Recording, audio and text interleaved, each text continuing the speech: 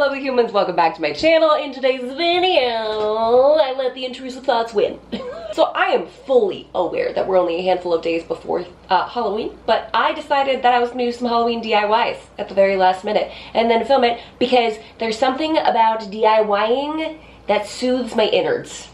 So I was scrolling on Pinterest, as one does, and my toxic trait, or one of my toxic traits, is looking at some of these cutesy little decor items and going, I could make that. And then spending hours one day DIYing tiny little items 5 days before the actual holiday happens. It's normal, right? So in today's video, we're gonna go from easiest to hardest. There are 3 different DIYs that we're doing together. Good, better, best kind of thing. And honestly, I love all of them, except for the last one. The last one might end up becoming year-round decor. Because as you know, your girl's a little funky when it comes to decor. So without further ado, let's just jump right on into it. The first project is generous to call it a DIY because honestly, it's pretty darn simple. I picked up these frames from the dollar store, and instead of cutting a piece of black paper, I thought it would be a much better idea to just use the photo background that they had already and spray paint it.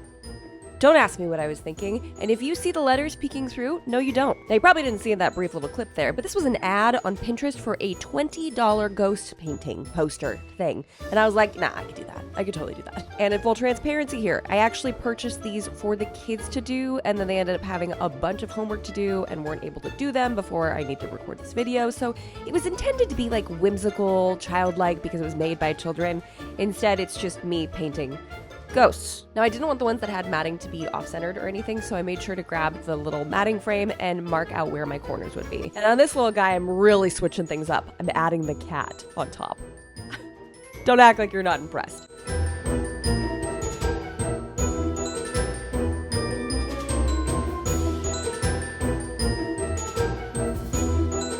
After letting them dry for a bit, time for the eyeballs. Now remember, we were really aiming for the whimsy, oversized, hand-painted look. But I can't say it went 100% according to plan. The eyes on the cat look a little crazy. I think it looks kind of funny. I like it. Thanks, sweetie. Admittedly, I hated these 3 styled together. It felt so unbelievably cheesy. However, when I separated them and styled them individually, all of a sudden it became a lot more whimsical. This would be a fantastic DIY to do with kids as I intended. Also super cheap because it's from the dollar store, which by the way, those frames came with real glass in them, which is okay bougie. But for $1.25 and some acrylic paint hanging around the house, it's a fun little way to get the kids involved. For my next trick, we are making clay ghosts, like little figurines. And all I had on hand was this terracotta air dry clay, which sounded like a great plan, right? Look, I got a giant tub full of it. I could make an army of little ghosts. It wasn't until I started shaping them that I realized,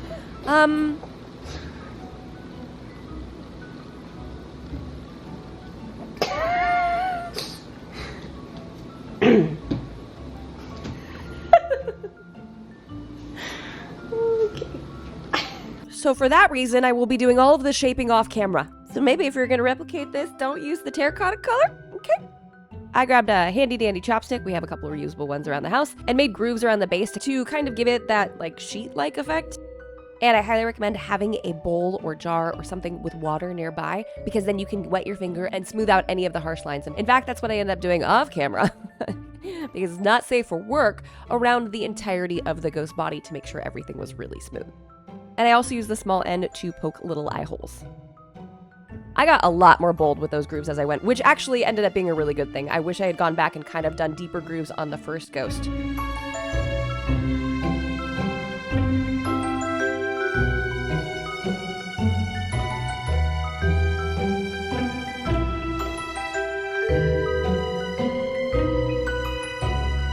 And then to add to the overall whimsy, of course I have to make a miniature as well. Look how cute. Now, air dry clay actually takes 24 to 48 hours to dry in the air, but I did read online and successfully figured out that you can bake these at a super, super low temperature. So I tossed these in the oven at 175 for probably 40 minutes. I set them in the oven when it was cold, I turned them off and let them cure in the oven overnight, and the next day they were perfect. They were totally ready to be painted. I knew I didn't want a stark white on this. In fact, had I thought ahead, I probably would have done the same for the picture frame ghosts, but that's okay. I cannot tell you, after the 24 hours we've had with these ghosts in my house, I am so excited to see that terracotta color go away. Even my husband was like, "What you making there, babe?" "Nothing. ghosts, okay? I got smart as time went on with these and realized that I should probably do the brown paint in the eye holes first. So I finally wisened up on the third one. If you make these, paint the eye holes first.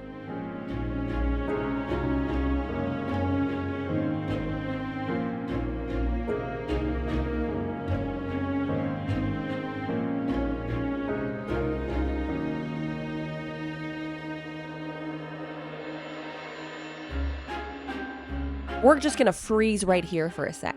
It took forever to figure out how to get the grooves to be slightly darker in color, to the point that I completely ignored the fact that I was recording and just tried to get the job done. So what ended up working out the best was a very, very, very, very, very watered down brown paint that I would drop at the top of the groove and let it flow down the groove naturally. And if it ever got too dark, I would just go back in with a little bit of water over the top to lighten it up. And I'm not gonna lie to you, I almost chucked these out the back door. I was so frustrated trying to get that shading right in the low creases of their skirts. But now that I look at them here, I think, you know, I kind of don't hate them. In hindsight, I probably would have done a couple things differently, but my kids think they are so cute. And you know, sometimes that's all that matters.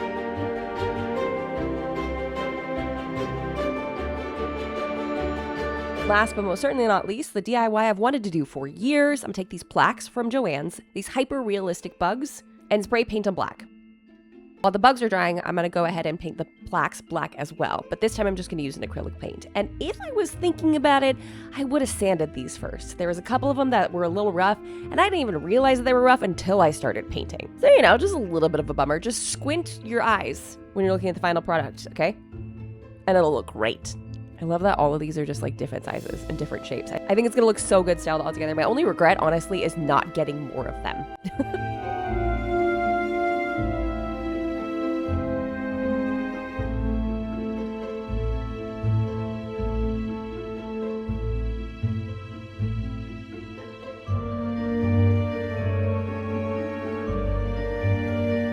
Now, when I pulled the bugs in from outside, which is like a really weird sentence to say out loud, there were a couple spots that the spray paint didn't quite get. I wasn't super meticulous about getting every single bit of it covered, but as you saw earlier, some of them are like bright blue in color or bright green, so I wanted to make sure I had a nice black base mostly to work with. So after a few quick touch-ups with the acrylic paint, it's time to go in with the rub and buff. I tried a couple different brushes for this. You definitely don't want a super squishy one. You need something with a little bit more firmness, and this is one I settled with for the more textured bugs, a nice firm angled brush.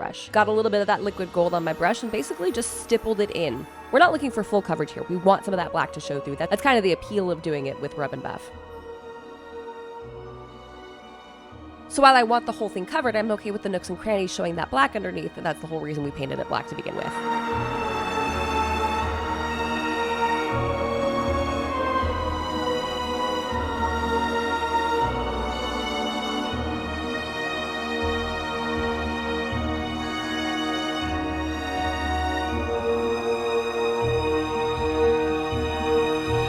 I did notice with the smoother bugs, I needed a brush with a little bit more give to it, not that firm angled brush. It just helped the look overall as I was pressing down when the bristles kind of went awry. It gave a more messy look that I liked better.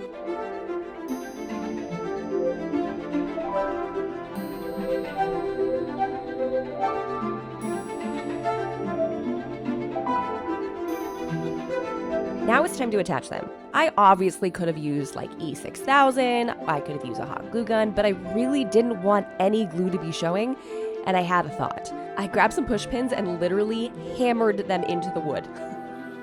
And while this might seem over the top, you guys, the results are so good.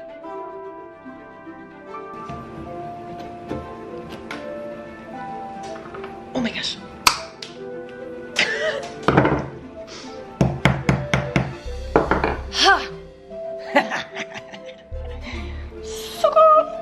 And then this will be the one that we show for the video, being all perfect.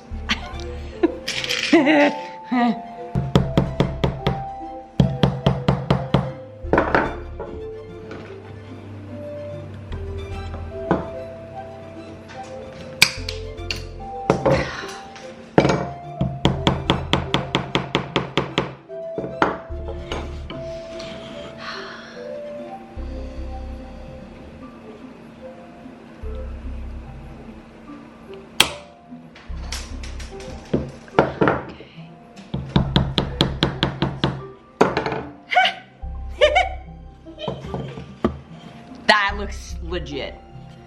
I had to struggle through quite a few iterations of that though to make that happen. Fire in the hole!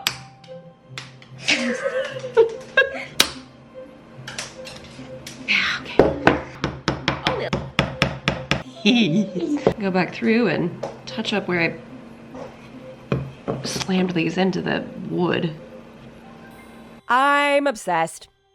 I'm obsessed. In case you were wondering, this is the Halloween DIY that I might leave up year round. If you're new here, this is like my jam. This is how I love to decorate. I think these are so cool. Look at the detail on the back of this honeybee. Look at the detail on this spider. I know this doesn't work for everybody. I know some of y'all are screaming at me right now, but I think it ended up so cute. And I gotta tell you, that thumbtack trick worked brilliantly, and you can barely see them. There's a couple I think I want to go back through and hammer down even further, but I'm so glad I did not use glue on these. I will die on that hill. I know I'm posting this 6 days before Halloween, but if you happen to have a little Halloween party where you want to toss together some of these DIYs, highly recommend. And guess what? The internet lives forever, so this video will be here for next year, so you can view it sooner if I remember to share it on Instagram and stuff, which I'm terrible at. So that's what I have for today's video, guys. Thank you so much for watching. If you enjoyed the DIY, jump on down there and subscribe, and I'll see you in the next one. Bye, guys!